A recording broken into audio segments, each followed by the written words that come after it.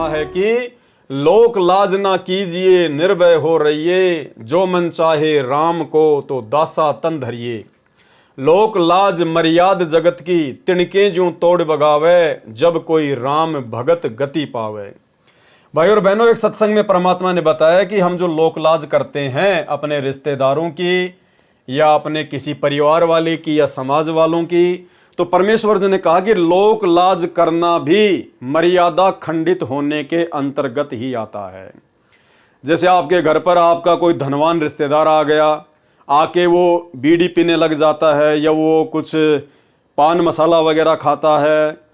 और बहुत सारे भगत भाई बहन उसको मना नहीं कर पाते शर्म के कारण कि क्या कहेगा, मेरे से बड़ा है, पैसे में बड़ा है, रिश्तेदार है। तो परमेश्वर जी ने कहा कि भक्ति मार्ग में यदि आप इस प्रकार की लोक लाज करते हो तो ये भी आपकी मर्यादा टूटने के अंतर्गत ही आता है। फिर परमेश्वर ने बताया कि ऐसे समय में हमारों को बच्चों के जैसा हो जाना चाहिए, क्योंकि जो बच्चा उपदेशी होता है वो लोक लाज नहीं करता, वो तुरंत मना कर देगा कि मामा जी, फूफा जी, यहाँ बीड़ी नहीं पीना, यहाँ पे ये पान मसाला नहीं खाना, हम गुरुजी के भगत हैं, हमारा घर हमारा आश्रम है, आपको खाना तो कहीं बाहर जाओ, या नहीं खाने देंगे आपको। तो परमेश्वर जी ने कहा कि ऐसे समय में हमने लोक लाज नहीं करनी चाहिए। तो अब ऐसा निर्मल ज्ञान पूरे विश्व में फैलेगा। ठीक है, कोई 2-4-10% कर्महीन इंसान होंगे वो तो अलग बात है। जहाँ 90% इंसान ठीक हो जाएंगे, उन 10% की पार पड़े को नहीं,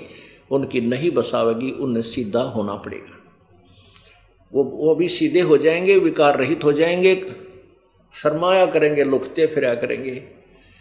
अब विचार करना, हमारे जो भक्त हैं,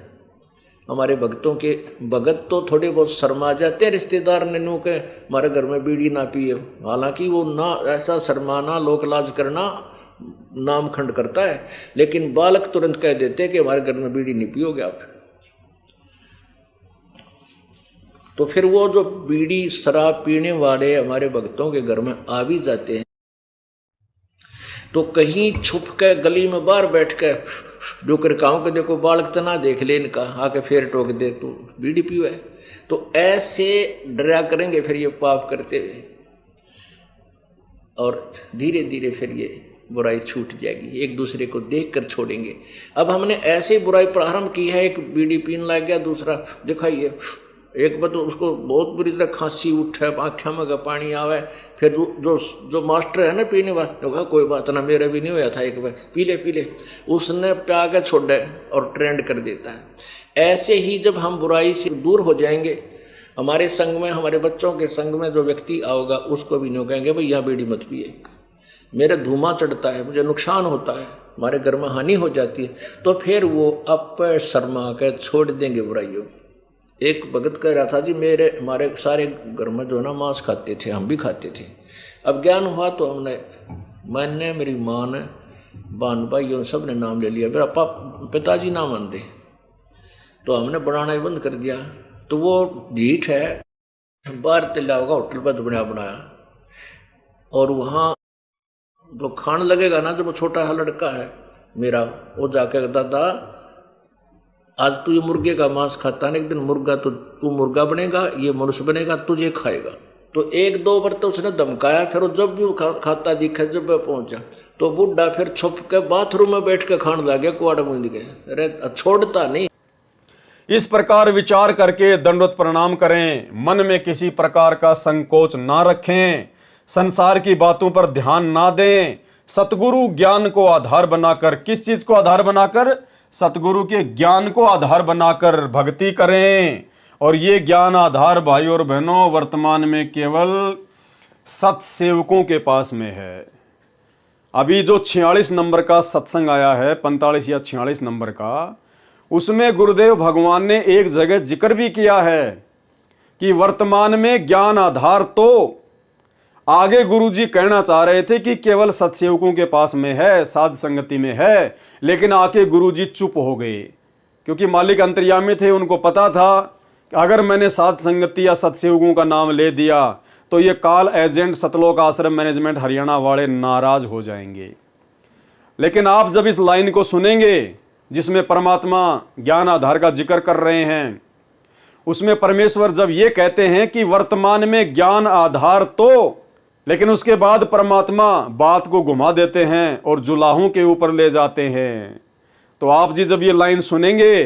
तो आपको अच्छे से महसूस हो जाएगा कि परमात्मा यहाँ पर सत्सयुगों का नाम लेने वाले थे, लेकिन मालिक ने जानबूझकर फिर उस बात को घुमा दिया